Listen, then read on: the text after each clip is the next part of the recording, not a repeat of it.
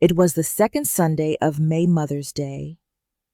Across the country, mothers were unwrapping scented candles, hugging their children, and reading cards filled with love. But I was barefoot in my kitchen, scraping burnt egg off an old pan. I wasn't expecting diamonds or parades, just a simple Happy Mother's Day. But even that never came. Silence. And when my son Jason finally did speak, what he said didn't lift me, it broke me. He didn't shout. He didn't curse. He didn't even look angry. But the words were sharper than anything else. "You don't really matter anymore, Mom." He said it like a passing comment, like he was reading the weather forecast.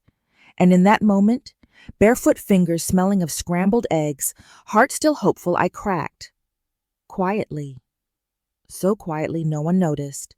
I didn't know it then, but that morning would become the first page of my revenge story. The quiet kind, not the kind with slammed doors or screaming fights. The kind where the hurt sits so deep you don't bleed, you harden.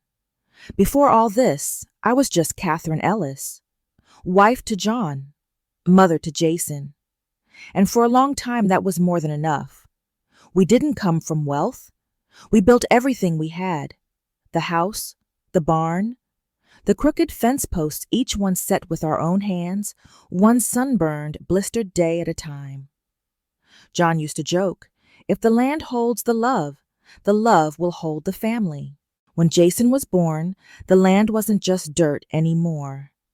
It was sacred. I rocked him on the creaky porch swing when he had colic.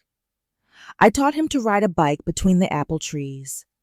I pulled ticks out of his hair after summer hikes. And when John got sick, first fast, then painfully slow, I didn't crumble. I stayed. I duct-taped pipes, paid taxes, fed chickens, cooked casseroles. I held our world together because someone had to. I didn't ask for help. I didn't complain. I believed deeply that one day Jason would come back. Not just to visit, but with his heart. He used to write me little notes as a boy. "You're the best mom in the world," they'd say. Crooked letters, folded in half, left under my pillow. I kept every single one in a shoebox in the closet. Even when he forgot my birthday. Even when he married a woman who called me Kathy like we were co-workers instead of family. I held on. Because I'm a mother. And mothers hold on. Until they can't anymore. This was me before that Sunday morning. That morning I had risen early like always. I warmed cinnamon rolls, just how Jason used to love them. I set out his favorite blue mug. I even wore the apron with the fading apples on it, the one I wore every year on Mother's Day. They arrived late, Jason breezing in while on the phone. Bree, my daughter-in-law, trailing behind him, scrolling through her screen. The grandkids ran in without looking up, already fighting over a tablet. No hugs, no flowers. Jason tossed his keys on the counter like it was a hotel room. "You didn't have to cook, Mom," he said. "We're grabbing lunch with Bree's parents anyway." It stung, but I smiled. "It's just nice to see you," I replied. We sat. They ate. Bree picked at her food like I'd offered her leftovers from the fridge. Then out of nowhere, Jason laughed, turned to his friend who had tagged along and said something that turned my blood cold. "This place?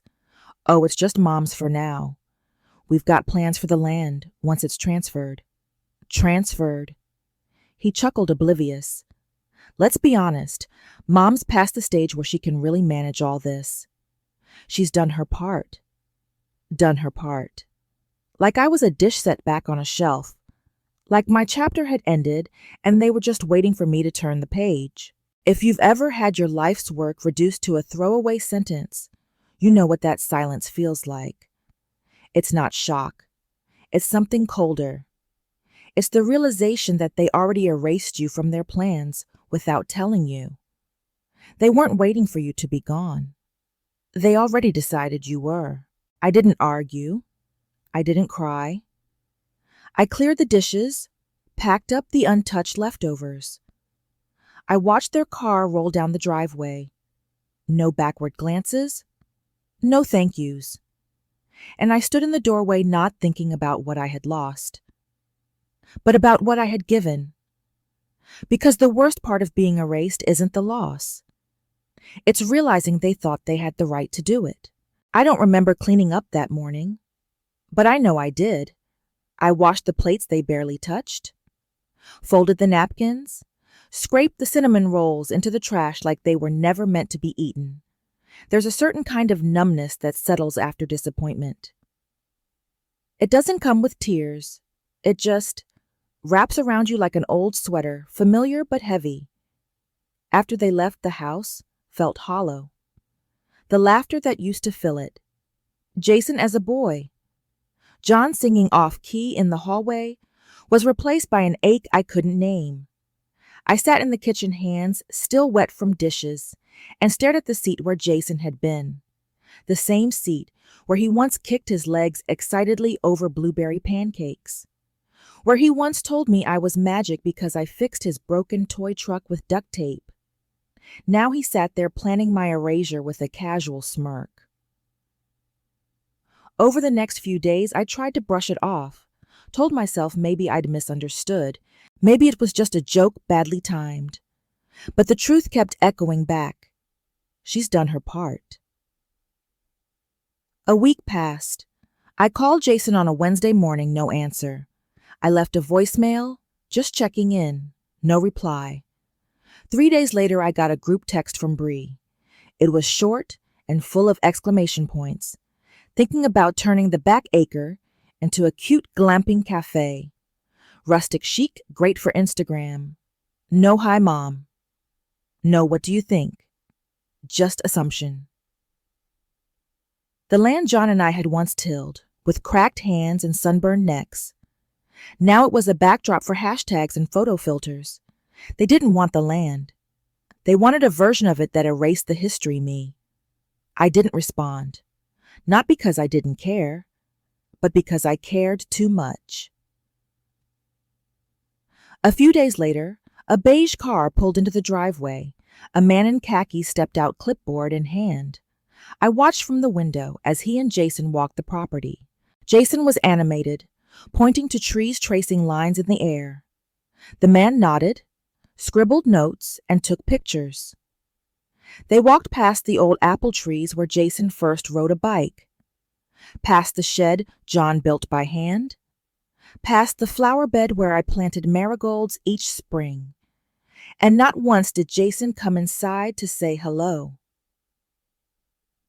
That night, I waited until dinner to speak.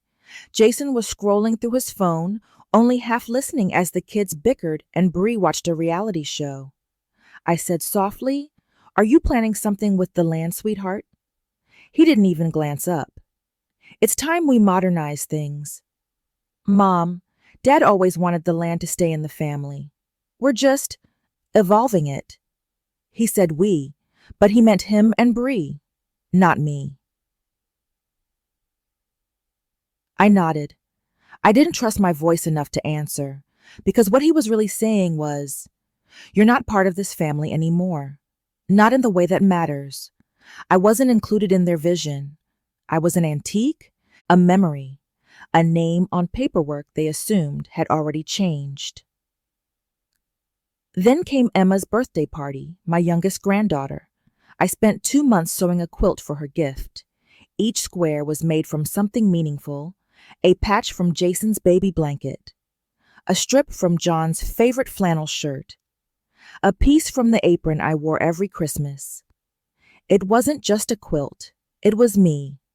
I wrapped it carefully, added a little ribbon, and carried it to the party with my best smile. When Emma opened it, she blinked at it, then dropped it aside to open a plastic unicorn set that lit up and played music. Bree gave a tight smile. "It's lovely. We'll find a spot for it eventually." Then she added, laughing, "She's really into glow-in-the-dark unicorns now." I held the quilt on my lap the entire party. No one mentioned it again. No one asked why I looked quiet. No one noticed the way my hand stayed curled around it like it was the last thing tethering me to that family. Later in the car, I cried, not because they didn't like the quilt, but because they didn't even see it. And in that moment, I realized something painful. I wasn't being rejected out of cruelty. I was being erased with indifference. They didn't hate me. They just forgot how to see me. And somehow that hurt more, because I had let it happen one small compromise at a time. One birthday I didn't mention. One disappointment I swallowed. One time I said, "It's okay, I understand." Until there was no more of me left in their world, except a mailbox with a name they were already planning to paint over. I was still there, but not really, not to them. And for the first time I saw it clearly. I'd been holding on to an idea of family that only existed in my mind. They had already moved on. I was the only one still pretending we were living in the same story. That was when the shift began. Not a loud one, not a breakdown, but a shift. A silence no longer of grief, but of decision. I wasn't gone. I had just been quiet. And now, I was done waiting to be seen. I was ready to make a choice. The next morning, I woke early. The silence in the house was no longer unfamiliar. It had become a constant companion. The only sound was the ticking of the old kitchen clock. I stood at the window with my coffee watching fog drift over the fields. My heart was calm, but my thoughts were racing. Something had shifted. I wasn't angry. Not anymore. That had passed. What replaced it was colder stillness. A realization that no one was going to save me. Not Jason. Not the grandchildren. Not anyone. They weren't going to wake up one day and say, "Wait, where is she?" Because I hadn't left. I had just faded slowly and visibly. And if I wanted to be seen again, I would have to reappear on my own terms. That's when I thought of the attic. I don't know why. Maybe it was instinct, maybe memory. But I found myself climbing the narrow stairs, brushing away cobwebs, opening the creaky wooden door. The attic smelled of dust and time. I wasn't looking for anything in particular, just a distraction. I opened an old trunk and rummaged through yellowed recipe cards, faded photos, a Christmas ornament Jason made in kindergarten. Then I saw it. A fireproof folder. John's handwriting was still on the tab. Important papers, do not toss. My hands trembled a little as I pulled it out and sat on the attic floor. The morning light filtered through the tiny window painting lines of gold across the wooden floorboards. Inside the folder were birth certificates, insurance documents, and then near the back, the land deed. I stared at it, read it once, then again. It was still in my name. Just mine. No transfer, no cosign, no mention of Jason. All this time he had assumed. He had joked about when it's transferred. But he never asked, never checked, because somewhere along the way he'd stopped seeing me as someone who owned anything. To him I was just someone waiting to let go, a placeholder until the next generation arrived. But he was wrong. I wasn't waiting. Not anymore. I sat there, the deed in my lap, and I heard John's voice. Not as a ghost, but as a memory. Firm, kind, just a little amused the way he always was when I needed reminding. "If you ever feel like you're being faded out," Katie, he once told me, "remember you built this place too. You have a say in how your story ends." And I did.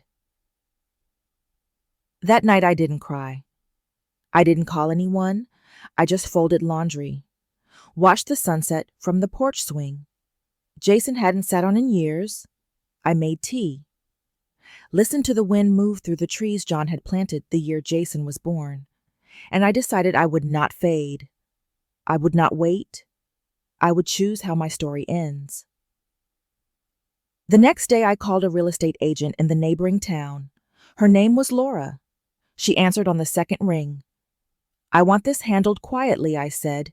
"No signs, no open houses, no fuss." She didn't ask why, just said, "Understood." 3 weeks later, the papers were signed. The farm, all 2 acres of sweat-broken fences, sunburns, and laughter, sold for $212,000. The buyers were a retired couple from Colorado. He used to be a teacher. She ran a bookshop. They said they loved the apple trees, said they wanted to keep them. That was enough.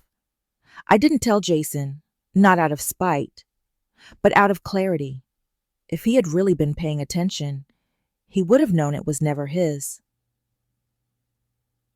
The morning I left, I walked through every room of the house. I touched the chipped paint on the bathroom door Jason had slammed as a teenager, ran my fingers along the worn edge of the kitchen table, opened the cupboard where I used to hide ginger snaps for him after school. In the bedroom, I straightened the quilt I'd made years ago, the one no one noticed. Then I sat at the table and wrote him a letter. 1 page, no anger, no blame, just truth. You assumed Jason, and I let you, but this home was never promised to you. It was built, protected, cared for by me, and I've chosen to let it go before it becomes something I no longer recognize. You won't find me here. I've stopped waiting to be seen. I'm not disappearing. I'm becoming. I placed the letter under the old cracked vase he never noticed. Then I locked the door, got in my car, and drove. I didn't drive fast that day. No music on the radio. No heavy luggage in the back seat like I was escaping. Just a canvas bag with a few clothes, one framed photo, my paperwork, and a decision more solid than anything I had made in years. I wasn't leaving in pain, nor running away in anger. I was moving forward because I knew it was time to live for myself without waiting anymore. I left it all behind the kitchen, where I had cooked thousands of meals, the old swing Jason once used to sit on, and the corners of memory no one spoke of. No one noticed. I drove through familiar back roads and into the Ozark Mountains, where pine trees stood tall and still, like watchful elders who did not ask why, but simply accepted. The new house was a small, off-white cottage with faded blue shutters, a weedy yard, and a porch just wide enough for a rocking chair. I stepped out, unlocked the door with the key Laura, the agent, had left in the mailbox, and stepped into emptiness that didn't feel cold. It felt like a blank page waiting for me to write on. That first night, I barely slept. Not from fear or regret, but because the silence was different. There were no footsteps, no kitchen clocks ticking, no voices calling mom or ma. Just the rustling of trees, insects humming, and the sound of my own breath. Steady, unshaken. I rose early the next morning, opened the windows, brewed a pot of tea, and unpacked John's old wind chimes. The one thing I kept as a reminder that I was once loved deeply and never made to feel invisible. I hung it above the back door and sat with my tea, watching the sun rise over the hills. In that moment, I knew I had done the right thing. I was no longer a woman living through others' eyes. I didn't need to be seen to feel valid. I existed, fully, clearly, and without needing anyone to confirm it.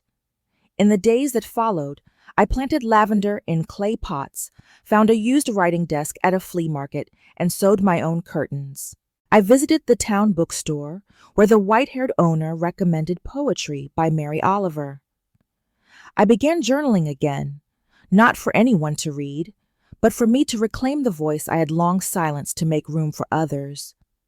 I closed the old bank account, opened a new one under just my name, and sent a quiet donation to a women's shelter 2 counties over, unsigned, labeled only, from someone who chose to leave. I didn't do it to be praised.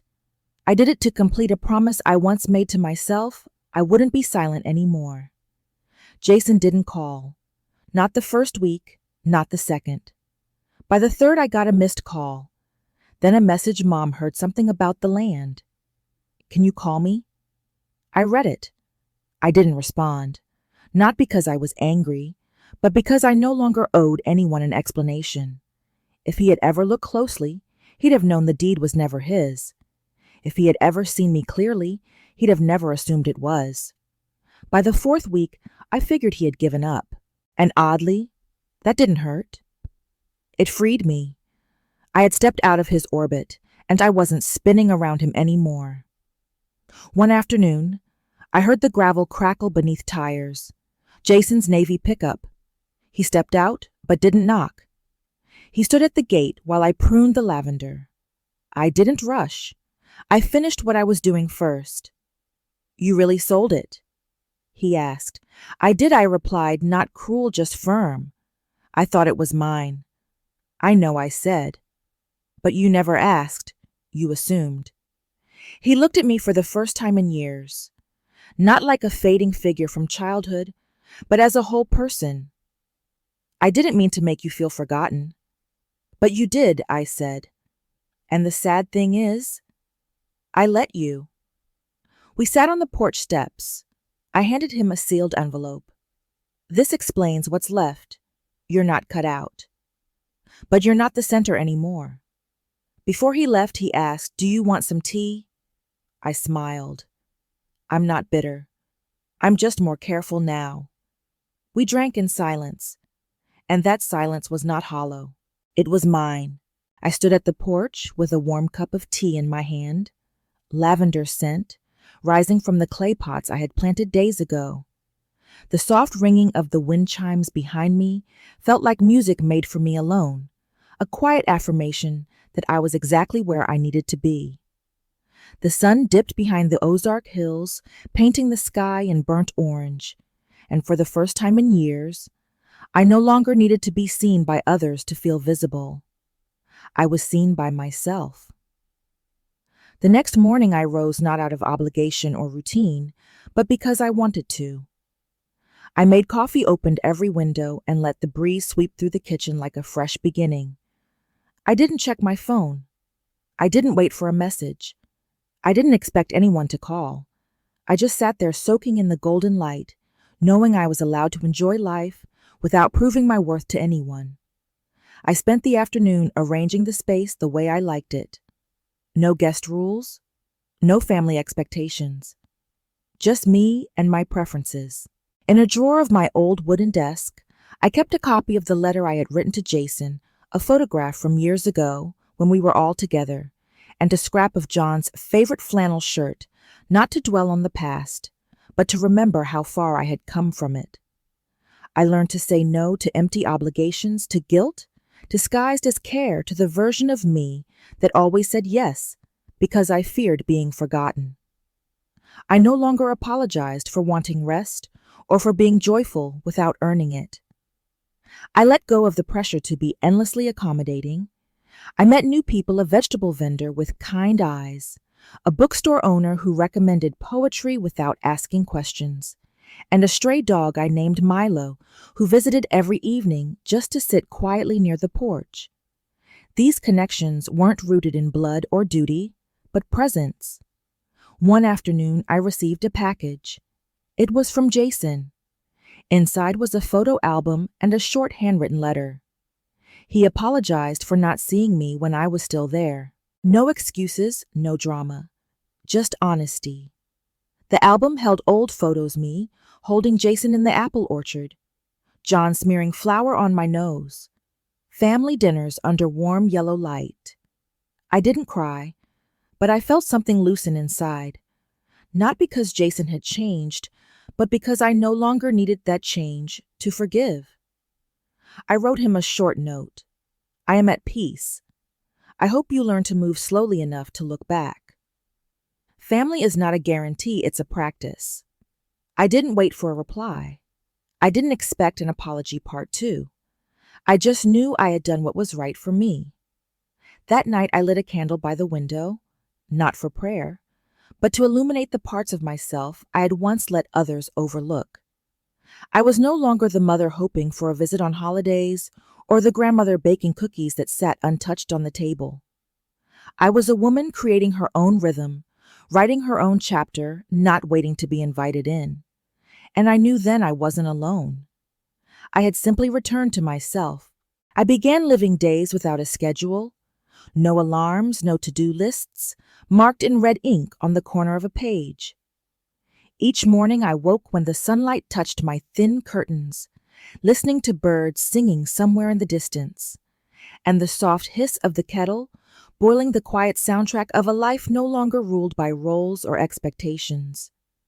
I was no longer the mother who existed only on holidays or when someone needed a babysitter, no longer the woman judged by her silent presence, always there, but never really seen.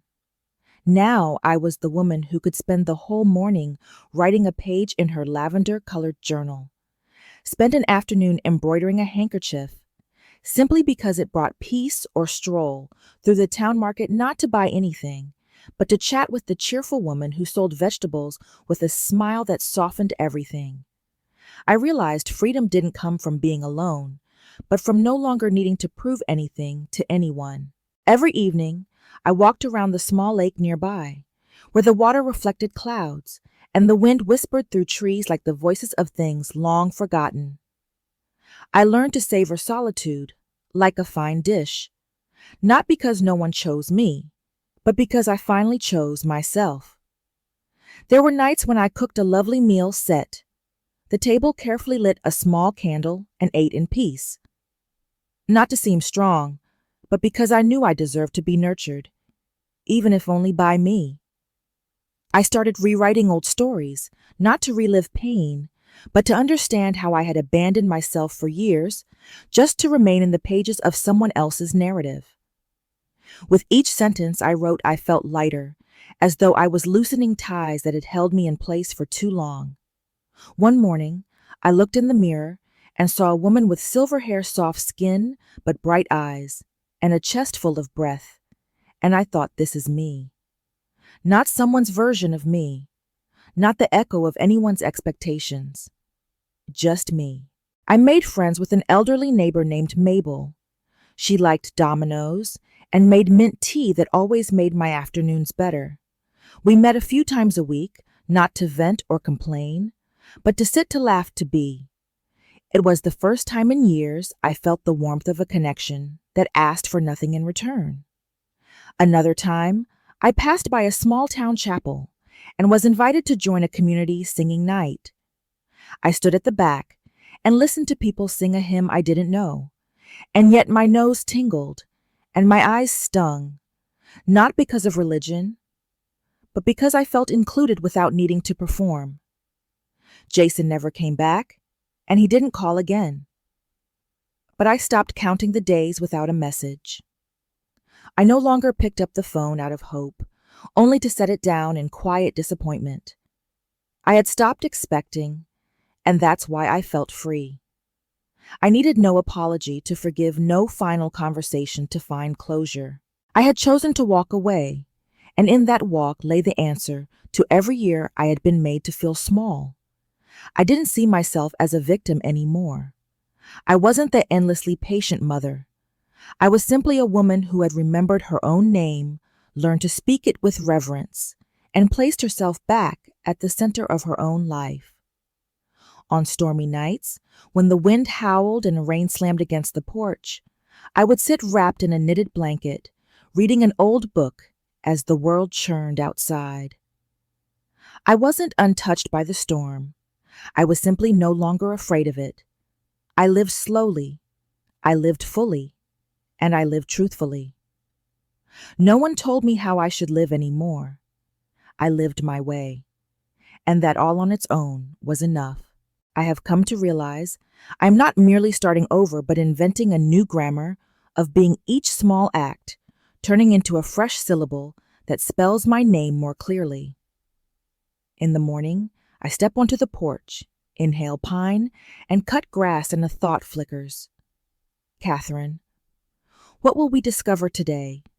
So I lace my shoes and walk the dirt path to the town library, where the young librarian with a side braid and a breeze-soft voice hands me a free card saying, "You belong to stories." And my heart vibrates not from flattery, but because for the first time in ages, someone sees me as beginning, not fading. At noon, sunlight slants across my old desk, while I write fragments that smell of cinnamon kitchens and half-forgotten laughter. I don't cry. I simply write to certify that everything I lived was real and worth telling. Later, I visit Mabel Frank. The neighbor brings his harmonica. We let country tunes fill the silence. And I find myself perfectly placed in a small circle of humans, woven not by blood, but by warmth. Evening falls. I read Mary Oliver by lamplight. The line, "Tell me what is it you plan to do with your one wild and precious life," rings like a bell in my chest, and I whisper back, "I will live for me and treasure every ordinary miracle." I send a letter to the local paper offering to write a column called "Stories from Those Who've Walked Through Essays on Reclaiming Selfhood After Outdated Roles." The editor agrees at once, says the town needs honest voices. So each week, my piece appears signed, simply Katie E. Our readers mail handwritten notes, saying they too have been unseen and now feel hopeful. With the modest pay, I buy petunia seedlings draping purple blooms along the porch rail, each flower murmuring you are worthy. On a Sunday afternoon, the Red Cross hosts a fundraiser. I bring jars of apple jam boiled from orchard memories, labels read, "From the heart of a mother who learned to love herself." The jars vanish quickly, replaced by smiles and hugs, and I understand giving no longer equals duty. It is pure joy. That night, with frogs calling from the marsh and earth, scented air drifting in, I pen the day's last line. Tomorrow, I will dare another new dream. Then I close the notebook, blow out the candle, and sleep peacefully, knowing life is no longer a draft awaiting someone's approval, but a book I am printing word by word upon clean pages, a book only I can write to its rightful end. There were days I sat on my porch, watching the lavender sway gently in the breeze, and realized I was no longer who I used to be. Not the woman who waited for the word mom, like a benediction. Not the one who left cold dinners untouched on the table and soothed her bruised feelings with, "They're just busy." I no longer needed explanations. I had walked away from the worn-out room labeled sacrifice. I didn't live in the past, but I didn't erase it either. I placed it on a shelf, like a book I'd finished, not torn, not hidden, but no longer opened each night to dissect what I should have done differently. Every morning when I watered the flowers, I was also watering my long-neglected sense of worth. Each time I chose what I truly wanted, even just steeping tea exactly the way I liked, I was saying to myself, "You deserve this." I didn't wait for Jason to call, and I no longer ran the old question through my head. If I had spoken up sooner, would things be different? Because I had spoken up in the clearest way possible, I had left. And when a mother walks away from a role she wore like a second skin, not out of revenge, but to rescue herself, it is the bravest voice she can ever use. One day I went to the post office to mail a letter to Louise, an old friend I hadn't seen since my nursing days.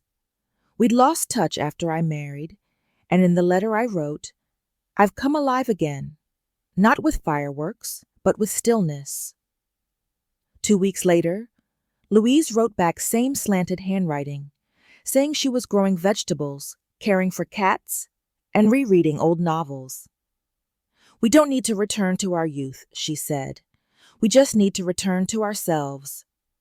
I cried after reading it, not from sadness, but because I finally realized I wasn't alone in learning how to live again.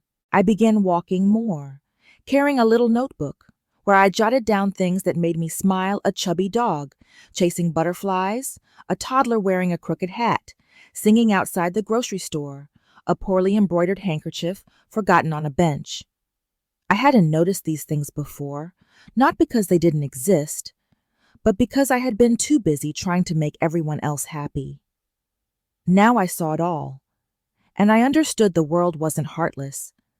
I'd just been facing away from its tenderest side. I also realized I didn't need anyone to confirm my worth. I mattered to me, and that was enough. One afternoon, I ran into Carol, who used to be close to Jason's mother-in-law. She looked at me in astonishment and said, "You've changed." Lighter, like someone just dropped a backpack they'd been carrying for 10 years. I laughed. Maybe I finally put it down for good. She asked if I wanted to come to the women's club reunion in town.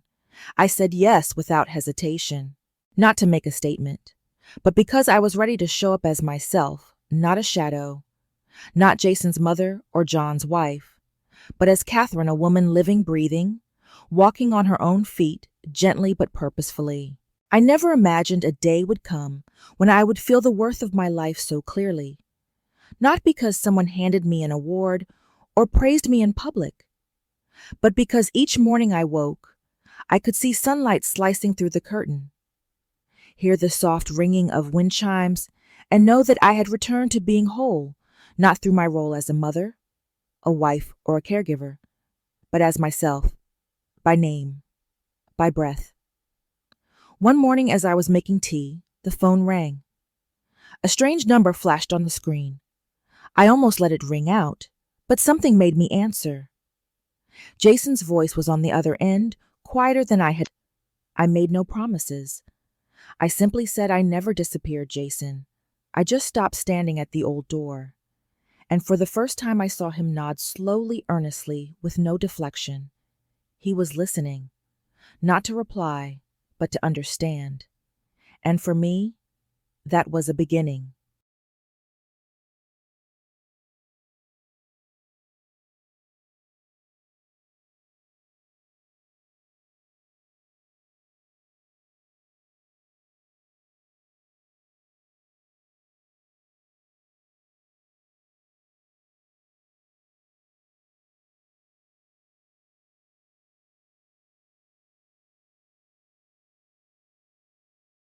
That night, after Jason left, I stood on the porch for a long time, listening to the wind rustling through the pines, watching the golden hue of sunset settle over the distant mountains.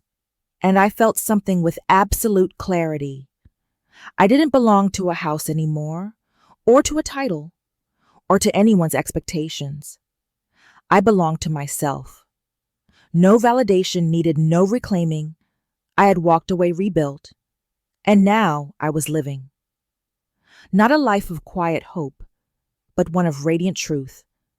The truth that I had once been treated like a burden, an afterthought, a name, on a deed. But then I stood up, looked at the chapter of my life, and declared no one gets to write my ending for me. I had been silent for far too long, holding my breath for the sake of peace, for my child, my husband, the harmony of the family. But silence long enough begins to sound like agreement, and I broke that illusion with a single act. I sold the land that had been my life, not for revenge, but for release. Not to make anyone regret, but so I could finally breathe. And since that day, everything has been simpler. Those who stay, stay from sincerity. Those who leave drift away without weight. And me, I no longer need permission to exist. A week after Jason's visit, I received a small package. It was a leather notebook embossed on the cover. To my first teacher, I'm still learning. Inside were Jason's handwritten notes from his environmental course, questions, discoveries, reflections, and one short paragraph, "Mom, I never saw the land the way you did. But now I understand, not because of the soil, but because of the person who sowed it." I laughed, softly, joyfully, not because I was credited, but because Jason had finally seen. Not just seen his mother, but the woman who had lived, loved, and preserved, in every inch of soil and every quiet gesture. I didn't reply right away. I closed the notebook, set it on the table, and brewed a cup of tea just like every other evening.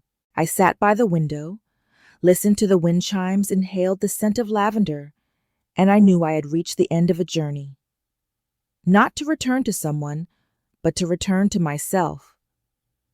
I didn't need anyone to confirm my worth, because I'd already proven it. Through the courage to step away from invisible chains, through the love I reserve for myself, through the belief that it's never too late to live truthfully. So if someone out there is hearing this and feels like me, erased from your own story, treated like a shadow, please remember you haven't disappeared. You're simply waiting for the day you decide to step out from the old roles. And that day might begin with the simplest of acts, choosing your own cup of tea, then sitting down and listening to yourself. English. Thank you for staying with this story until the very end. If you've ever been a mother, a daughter, a wife, someone who quietly endured, who swallowed tears to keep a family together, know this: you are not alone. And if one day you realize you're no longer seen, no longer heard, please don't stay silent. You deserve better, a life where your voice matters, where your choices count, where your worth is recognized. If this story touched something in you, leave a comment below. Tell us what made you step out of the shadows, who once overlooked you, and how did you rise again? Hit like, share this video, and subscribe to join us in telling more powerful, heartfelt, and real stories about women who chose themselves and never looked back. Because sometimes to be truly seen, you have to walk away first.